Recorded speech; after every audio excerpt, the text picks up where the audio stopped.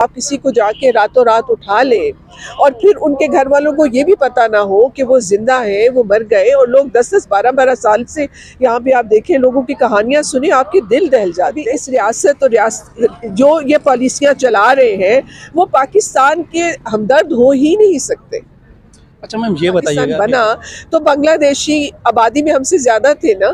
दुनिया में कहीं ऐसा नहीं होता कि अक्सरियत जो है वो किसी मुल्क की वकलियत से अलहदा हो जाए। वो हिब्बे वतन पाकिस्तानी है, उसको ये एहसास होना चाहिए कि ये हमारी मुल्क दुश्मन पॉलिसी है। एक दूसरा कैंप सामने लगवा दिया है और उस कैंप का कहना ये है कि जी ये मुल्क दुश्मन है, दहशतगर्द है।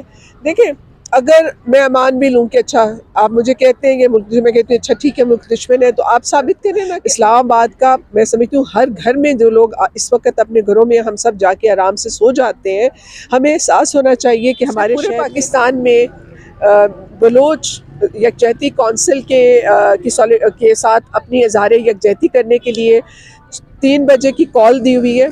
कल इतवार वाले दिन इस्लामाबाद में यहीं पे हमारा एक प्रोटेस्ट होगा जिसमें तमाम इस्लामाबाद की जो प्रोग्रेसिव ऑर्गेनाइजेशंस हैं, प्रोग्रेसिव जो लोग हैं, जो लेफ़्ट की पार्टियां हैं, वो मिल के इसके ऊपर जो है वो प्रोटेस्ट कर रही है। अस्सलाम वालेकुम नाज़रीन, मैं हूँ आपका मेज़बान मलिक राशिद नज़र। आप देख रहे हैं डिजिटल टीवी इस्लामाबाद। नाज़रीन, आज हमारे साथ फरजाना बारी साहबा मौजूद हैं। इनसे जानते हैं कि ये आज फिर जो के हैं यहाँ पर आई हुई हैं, जो बलोच मिसिंग पर्सनस का यहाँ पे धरना जारी है। इनसे जानते हैं आज इनको 55 दिन यहाँ पर हो गया, इस बारे में इनका क्या कहना है। अस्सलाम वालेकुम मैम। वालेकुम सलाम जी। जी मैम, बताइएगा कि इनको जो हैं यहाँ पर बैठे बैठे आज यानी कि 55 दिन हो चुके हैं, तो इस पे आप क्या कहेंगे? अब तक इनके हुकूमत की तरफ से कोई जो है ना प्रॉपर लाहे अमल नहीं तैयार किया गया इनके लिए। देखिए, हुकूमत तो बहुत ही बेहिस है और उनको पाकिस्तान के अवाम के मसाइल उनसे कोई दिलचस्पी नहीं है। और दूसरा ये कि हुकूमत और रियासत तो ख़ुद इन्वॉल्व भी है इन चीज़ों में।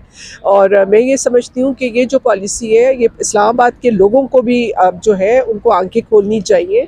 हमारे शहर में 55 दिनों से वहाँ से तुर्बत से और कहाँ कहाँ से लोग पैदल चल के इस शहर में आए हैं इंसाफ के लिए। चले, अगर उनको रियासती अदारों से इंसाफ नहीं मिलता तो आवाम को तो उनको इंसाफ देना चाहिए। यहाँ हर इस्लामाबाद का मैं समझती हूँ हर घर में जो लोग इस वक्त अपने घरों में हम सब जाके आराम से सो जाते हैं, हमें एहसास होना चाहिए कि हमारे शहर में हमारे जो ह्यूमन बींग्स हैं, जो हमारे ह्यूमन फेलोज़ हैं, जो हमारे मुल्क के जो लोग हैं, वो यहाँ पे पिछले 55 दिनों से, उनमें औरतें भी हैं, उनमें बच्चे हैं, उनमें बूढ़े हैं, बीमार हैं, 55 दिनों से यहाँ बैठे हैं और कोई उनका पुरसाने हाल यहाँ पे नहीं है। और इस्लामाबाद में जो आम शहरी हैं उनका भी ये फ़र्ज़ बनता है कि हम सब इनके साथ खड़े हों और वो अपनी जो हुकूमत है उसके ऊपर ये दबाव डाले और हमारी जो अदलिया है उस पर ये दबाव डाले कि आप इन चीज़ों का सुओ मोटो नोटिस लें, आप इनके मसले जो हैं उसको हल करें। और ये जो पॉलिसी है, देखिए, इन्होंने एक दूसरा कैंप सामने लगवा दिया है और उस कैंप का कहना ये है कि जी ये मुल्क दुश्मन है, दहशतगर्द है। देखिए, अगर मैं मान भी लूँ कि अच्छा आप मुझे कहते हैं ये मुल्क, मैं कहती हूँ अच्छा ठीक है मुल्क दुश्मन है, तो आप साबित करें ना कि इनमें से जो लोग हैं वो कौन से लोग हैं जो मुल्क दुश्मन है। आपके पास उनके क्या सबूत है? अगर है तो आप उनको अरेस्ट करें। लेकिन ये हक आपको किसने दिया है कि आप किसी को जाके रातों रात उठा लें और फिर उनके घर वालों को ये भी पता ना हो कि वो जिंदा है, वो मर गए, और लोग 10-10 12-12 साल से यहाँ पे आप देखें, लोगों की कहानियां सुने, आपके दिल दहल जाते हैं। और मैं ये समझती हूँ कि ये रियासत की ऐसी पॉलिसी है कि पाकिस्तान का अगर कोई जो भी मुहिब वतन पाकिस्तानी है उसको ये एहसास होना चाहिए कि ये हमारी मुल्क दुश्मन पॉलिसी है।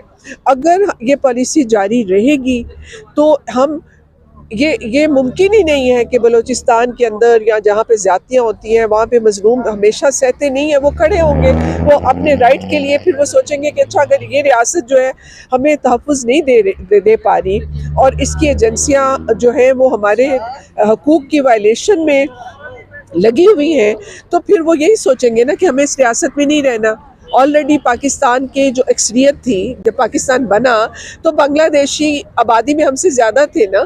दुनिया में कहीं ऐसा नहीं होता कि अक्सरियत जो है वो किसी मुल्क की वकलियत से अलहदा हो जाए, लेकिन वो अक्सरियत हमसे अलहदा हो गई। हमने आधा मुल्क गंवा दिया। किस वजह से गंवाया? बंगालियों ने। अब वो किस वजह से? क्योंकि वहाँ भी ना उनको लगता था कि उनके साथ नाइंसाफ़ी हो रही है। वो जीते, आपने उनको हुकूमत नहीं दी।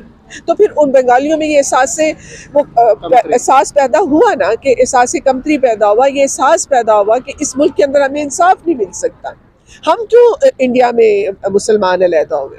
इसीलिए ना कि मुसलमानों को ये लगता था कि हिंदू अक्सरियत जो है वो उनको तहफ़्फ़ुज़ नहीं देगी, वहाँ पे उनको उनके साथ ज़्यादती होगी, उनको इंसाफ नहीं मिलेगा, उनको बराबर के मौके नहीं मिलेंगे। तो हमने कहा कि हमें अलग पाकिस्तान चाहिए। हम तो खुद इस चीज़ की पैदावार है, ठीक है। फिर हमने अपना आधा मुल्क गंवा दिया। तो अभी हमें होश नहीं आना चाहिए। अभी इस रियासत जो ये पॉलिसियाँ चला रहे हैं वो पाकिस्तान के हमदर्द हो ही नहीं सकते। अच्छा मैम, ये बताइएगा कि जैसे यानी कि अचानक से तकरीबन 8वां-9वां दिन एक दूसरा कैंप यहाँ पर आकर लग गया है। कल जो कि है एक जिन की प्रेस कॉन्फ्रेंस परसों हो रही थी कि उनका ये कहना है कि कोई लड़का है यहीं से यानी कि उठ के गया है उनके कैंप में, जो है ना वो उसका ये यानी कि इल्ज़ाम लगाया गया डॉक्टर ज़हीर के ऊपर कि वो जो है ना वो हमें यहाँ पर जो है ना कुरान पाक की तिलावत नहीं करने देते। ये यानी कि हम यहाँ पर खुद यानी कि देखते हैं कि नमाज का टाइम होता है, बाकायदा यहाँ पर जमात खड़ी होती है, सब कुछ देखते हैं। कि इस चीज़ को आप किस तरीके से देखते हैं कि किस तरह ये हमेशा से जो पाकिस्तान दुश्मन फोर्सेस है उन्होंने हमेशा मज़हब का इस्तेमाल किया, उन्होंने हमेशा मज़हब के नाम पे लोगों को दबाया है और अल्टीमेटली मज़हब का नाम लेके लोगों पे हमले किए हैं और लोगों के ऊपर ब्लास्फेमी के चार्जेस लगाए हैं। तो बात यह है कि किसी को हक ही नहीं ये पूछे कि किसने नमाज पढ़ी, किसने नमाज। हुकूक अल्लाह जो है वो बंदे का और खुदा का मामला है, किसी का इख्तियार। हुकूक अल्लाह बात पे आप पूछ सकते हैं कि किसी ने किसी के साथ ज्यादती की, आपने क्यों की, लेकिन हुकूक अल्लाह का किसी को हक नहीं है, ना रियासत को और ना किसी इंसान को कि वो मुझसे ये पूछे मैंने रोज़ा रखा, मैंने नमाज पढ़ी। नहीं, वो मेरा और मेरे खुदा का मामला है, उसमें कोई तीसरा आदमी पढ़ नहीं सकता। मुझे यहाँ पर जो है ना कुरान पाक नहीं पढ़ने दिया गया। ये मैं कह रही हूँ ना कि वो जो कह रहा है वो तो जाहिर है कि वो इस मज़हब को मिस यूज़ करेंगे ना, उसका इस्तेमाल करके कि अच्छा यहाँ पे कोई ऐसे लोग हैं जो कि इस्लाम के दुश्मन हैं। और फिर मौलाना ताहिर अशरफी साहब उनके जो है ना कैंप में आए थे। हाँ, तो ये तो जाहिर है कि ये है ही एस्टेब्लिशमेंट के खेला जा रहा है। हाँ लोग हैं, और मजहबी कार्ड ये और भी ख़तरनाक कार्ड है। और ये कार्ड भी ये मतलब इनको सोचना चाहिए कि इस कार्ड की वजह से ही आज पाकिस्तान की ये हालत है जो है। हमारा क्या काम था कि जो हमने अमेरिका की जो है वो लड़ाइयाँ हमने लड़ी, अपने लोगों को तबाह बर्बाद किया, अपने मुल्क को तबाह बर्बाद किया। आप देखें ना अफ़गानिस्तान के अंदर जो कुछ हमारी पॉलिसीज़ रही हैं उसमें हमें उसका क्या फ़ायदा हुआ, हमें उसका सिर्फ नुकसान ही हुआ। अगर उसका कोई फ़ायदा किसी को हुआ उस ज़माने में जब ये रशिया के ख़िलाफ़ की लड़ाइयाँ थी, तो जो भी इमदाद आती थी वो तो फ़ौज के पास जाती थी, उन्हीं के डिफेंस में खर्च होती थी और वही लोगों ने अपनी जेबें भरी। और आप देखें आज हमारे जो भी हमारी एलीट है, पाकिस्तान की एलीट है, जिसके अंदर आपके सियासतदान भी हैं, आपके फ़ौजी इस्टेब्लिशमेंट भी है, आपके बड़े बड़े ब्यूरोक्रेट्स हैं, वो इस वक्त बिलियंस में खेल रहे हैं, इसी मुल्क को लूट के खेल रहे हैं ना। तो ये तो सारा मसला देखें, ये हम जैसे लोग जिन्होंने इस मुल्क में रहना है, हमारे आने वाली नस्लों ने यहीं रहना है, ये हमारा मुल्क है, हम मुहिब वतन पाकिस्तानी हैं। हम ये कहते हैं कि जो भी इस मुल्क का दुश्मन है, ठीक है, उसके खिलाफ भी आप इस तरह की ये नहीं कर सकते कि आप उसको उठा लें। उसको भी ये हक है कि वो अपनी सफाई अदालतों में दे और अगर वो नाकाम होता है तो जो भी उसकी सज़ा बनती है वो आप उसको दें।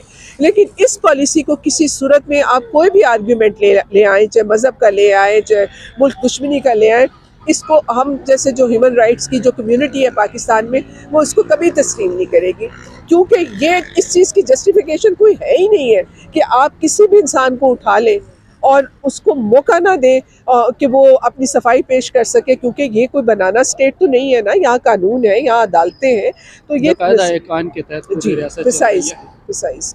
अच्छा मैम, लास्ट में जो है ना आप क्या मैसेज देना चाहेंगे, खासकर जो है ना रावलपिंडी और इस्लामाबाद के आवाम को, वो किस तरीके से आके जो है ना आगे बढ़कर इनकी हेल्प कर सकते हैं, चाहे वो खुराक की सूरत में हो, चाहे वो गर्म रिश्तों की सूरत में हो, चाहे वो कपड़ों की सूरत में हो, चाहे वो जो है ना किसी भी जिस तरह मेडिकल फैसिलिटीज़ हैं यहाँ पे। ऐसे देखिए, मेरी तो यही अपील होगी कि हमें ये जो लोग आके बैठे हैं यहाँ पे इनके साथ हमें सॉलिडारिटी शो करनी चाहिए, इनके कैंप्स को विज़िट करें, जो जिन कसम पुर्सी के हालत में ये रह रहे हैं।